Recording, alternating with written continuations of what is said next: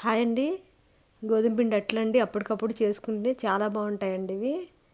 ఇవ్వండి, ముందుగా ఒక కప్పు గోధుమ పిండి తీసుకున్నానండి. అందులో ఒక 2 టేబుల్ స్పూన్లు శనగపిండి, అలాగే 1 టేబుల్ స్పూన్ బియ్య పిండి వేసుకున్నానండి. వేసుకొని కలుపుకోవాలండి.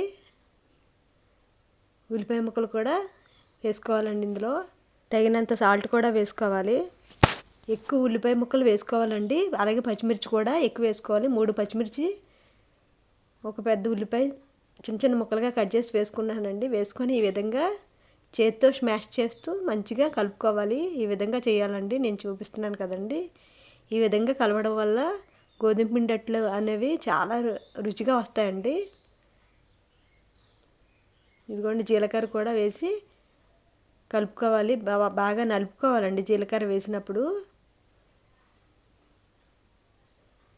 వీలైతే మజ్జిగ కూడా వేసుకొని ఇందులో కలుపుకుంటే ఇంకా చాలా బాగుంటుందండి మజ్జిగ.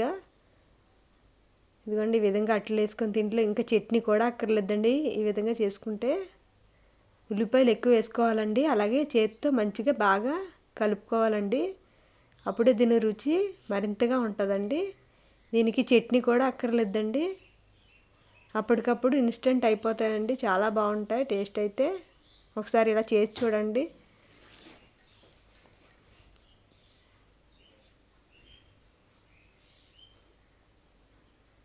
నాకైతే ఇవైతే చాలా ఇష్టం అండి. అప్పుడప్పుడు చేస్తానండి బ్రేక్ఫాస్ట్ కింద. మా ఇంట్లో పిల్లలకు కూడా ఇష్టంగా తింటారండి ఈ గోధుమ పిండి అట్లు.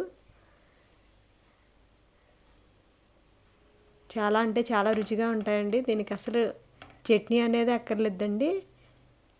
లైక్ చేయండి, షేర్ చేయండి, సబ్స్క్రైబ్ చేసుకోండి ఫ్రెండ్స్ నా ఛానల్ని.